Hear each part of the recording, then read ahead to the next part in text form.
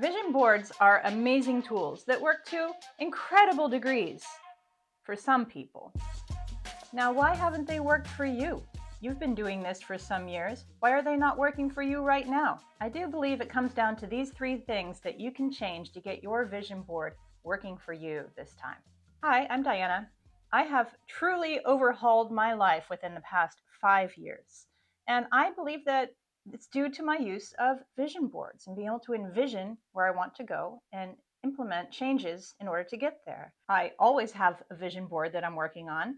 I go to vision board parties, so I see what other people put on theirs and I see how their lives are going and whether those vision boards work for them or not. And this is really what I have noticed, that sometimes vision boards work for some people and sometimes they never work for others. And these are the things that I noticed. The first thing is that you are looking at a huge jump from where you are to where you want to be.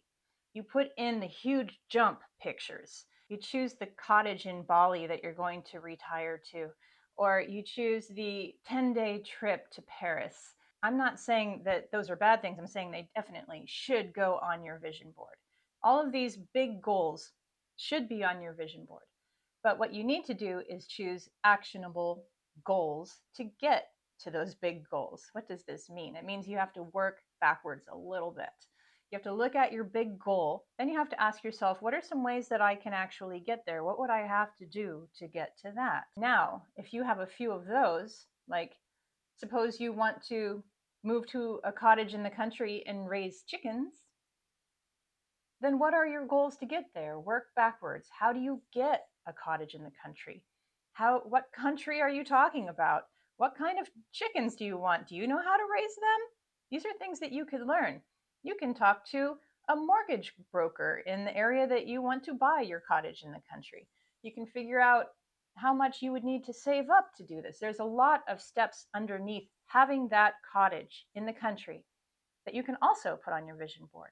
These actionable goals should go on your vision board. You should have articles on how to get where you want to go. And if that's a 10-day trip to Paris, you find articles on how to save for an international travel on a budget. And these are all things you can look up in Pinterest. You can look up almost anything in Pinterest and find it.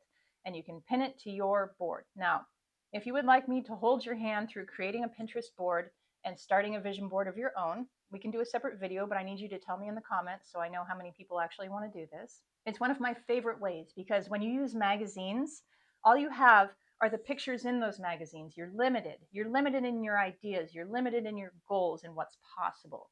But if you're on the internet, the sky's the limit. You can choose pictures from anywhere. You can choose any goal, small or big. You can find a picture of pumpkin seed chocolate chip cookies if that's your goal.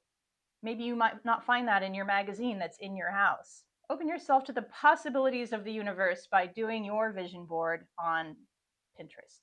Okay, so now that you've got some actionable tasks in your vision board as well, the second thing you absolutely need to be doing is after you go to your vision board party, if that's what you do, is that you don't just set it off to the side and let it collect dust. You put it up somewhere you can see it. Now, if you've done yours on the internet, that means checking in regularly with your Pinterest board and updating it, maybe getting rid of some things that aren't goals anymore, adding to it, looking at what you have already. Is this still my goal? If it is, I want you to sit there with those pictures and really imagine what it's like to have that. Imagine how it feels to have it. Don't imagine how much you want to have it. Imagine how it feels to have it. And take some time with it and meditate on it. And you have to stay interactive with your vision board. This is not a one and done thing. You want to continue to work on it. You want to continue to look at it, and you want it to be present in your life. It's like a good friend. Honestly, a vision board is all about goals and destinations. But the fun thing about life is the journey. And sometimes the journey's up, sometimes the journey's down. It's not always fun, but it is exciting. And you have to focus on the journey, not the destination.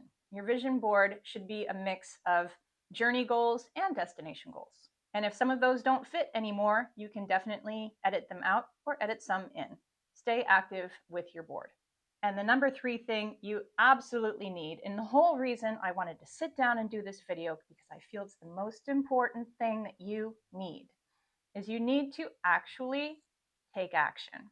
You need to point your actions that you do on your daily basis, the actions that you choose to do, they all need to point toward these goals on the vision board.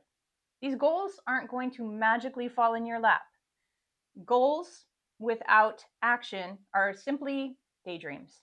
And also, when I say taking action, I mean actually taking action, not just learning about what you need to do.